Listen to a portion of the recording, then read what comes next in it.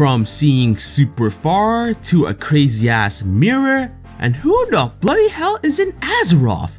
Hello, Magi and welcome back to another episode of Interesting Touhou Facts, the series where I talk about facts from Touhou that I find either fun, unusual, or simply interesting. So without further ado, let's begin the Interesting Touhou Facts number 30. Number 5. When it comes to neatery, what do you instinctively think of first? A cucumber-loving Kappa?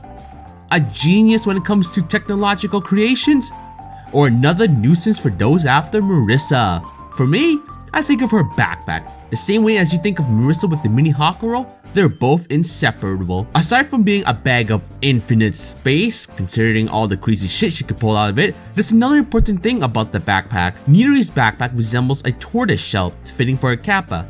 You may be asking, what does that have to do with anything? For those who didn't know, Kappa in ancient Japanese folklore were described to have shells on their back, and since Neatery is a Kappa, it would make sense. Not only that, but if you notice the Kappa throughout the series, they're always wearing a backpack as seen in printworks like Wild and Horn Hermit and Forbidden Scrollery. Not only are those backpack of theirs infinite in space, rivaling only to Link, but it's also a symbol as well. Go figure. Number 4. Now I've no doubt talked about Yuka throughout the series and mentioned how strong she is from time to time.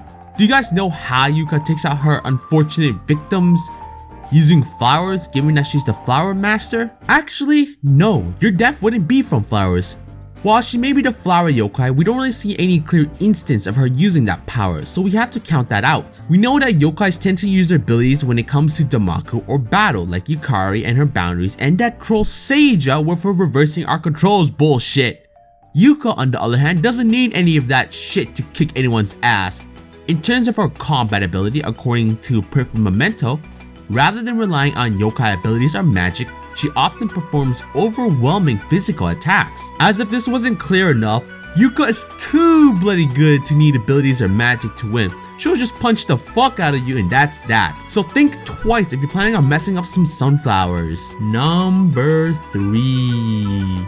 Now Eiki, if you recalled a past episode, the one of her possession I focused on was her Rod of Remorse and how unenvironmental it was before they changed the rules for it. This time, I'm focusing on another item called the Cleanse Crystal Mirror. This is also an item meant for Yama to perform judgment. When a sinner is reflected in the mirror, it reflects all of the sinner's past deed, though it is tiring to use. So good chances are no matter how much or how good of a liar you are, I'm looking at you Marissa, there's no way you're bullshitting from this mirror. It is a dreadful tool for which privacy is even less than worthless, but perhaps because it does not show up in Eiki's sprite, it has a tendency to be forgotten. To be honest, how the bloody hell do you forget something that can tell if someone's been an asshole in their life or not? It can be said that the mirror of the Yama can change shape as they please, but Eiki's mirror takes the form of a hand mirror. Shapeshifting is always a plus in my book. It can even turn these deeds against the person in question, as shown in Shoot the Bullet when Eiki used the spell card Judgment, Cleanse Crystal Judgment Aya Shamimaru to pit Aya against herself. The Aya Shamimaru subscript in this spell card suggests that she can create other versions of this card for use against other characters. Oh boy, the idea of having to fight against yourself sounds rather annoying to say the least. Number 2. Let's switch it to Magi for a bit and talk about her ability. Now her ability allows her to see 1,000 ri ahead. Now you may be asking, what the fuck is a ri? Good question, as I had to look it up. Apparently it's a form of measurement in Japan, and I'm just gonna leave it at that. There's a few charts here I'll show you guys about the measurement, and all I can say is that it's too much of a headache to try to deal with. Anyway, the equivalent of 1,000 ri would be 3,927 kilometers or 2,440 miles. I thank the bloody awesome person for writing that down, or else I'd probably end up like Chirino, being utterly confused about it. So yeah, Magi would probably be the best sniper Kinsokyo could ever offer. Not only that, she has a superior sense of smell. That combined with her ability makes her able to detect any intruder in an instant, which would make sense as to why she's a guard. I swear, if the Kappas ever gave Magi a fucking sniper rifle, then no one would ever be safe from her. So let's just hope it never happens. Number 1. Now I'm really excited about this last fact as it combines two awesome games. So if you didn't know, I play World of Warcraft and still do even to this day. Anyway, this next fact is special as one of the residents of Gensokyo has invaded Azeroth.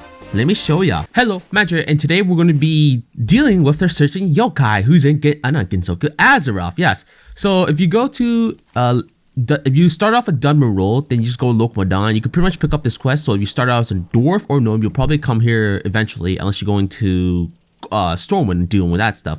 So you go to Alkaz Station, and then there'll be a person here called Mountaineer Stormpike. And it'll have a quest, a tiny clever commander. I wonder who this could be talking about.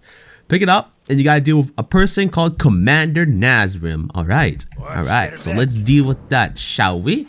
So, as you can tell from her name, looks like Nazrin has appeared in Azeroth. I don't think this was part of our plan, considering how she kind of looks now. And oh my god, yeah, she's definitely let herself go when coming to Azeroth. But now she's trying to beat me. I will give her credit. That is a nice try, but no. Boom, you're dead. Goodbye. Yeah, so you can kill Commander Nazrim here, and you're good to go. Then you just go back to the place, and you pick up the then you get your reward. So I'll meet you guys back there. So now that we're back here, you pick up the quest, you look at the quest, and a tiny clever commander, you get what? 6 silver. So I like this quest because one, the title itself is pretty cool because a tiny clever commander, it's referencing Nazrin's theme song because hers is a tiny clever commander. So, you know, just one missing tiny, that's cool. And obviously you fight Nazrim or Nazrim because, you know, you can't, you're missing that one end. And like I said, if you fight her here, you can tell her appearance has definitely changed from that more adorable, cute mousy yokai to the, oh my god, what the fuck, are you a kobold? But yeah. And for those who don't know why she's a kobold, because in WoW, or at least in Azeroth, kobolds are mostly referred to like rat type looking creatures, so it makes sense for her to be a kobold in this game instead of a little critter, because that wouldn't really work well. But yeah, hopefully you guys enjoyed this cool fact about Nazrin or Nazrim in here, and I'll switch back to the other side. So yeah, it looks like not even Azeroth is safe from Touhou. But yeah, I hope you guys enjoyed this. What the? Chen? Why are you in my garrison? That doesn't explain shit. Again, that doesn't... Wait, something is off. What the hell? Why are we in the Grand? Now we're in Dalaran? How the fuck are you teleporting us? Now Caverns of Time? Seriously? Bloody hell! Stop it, Chen! Fuck this.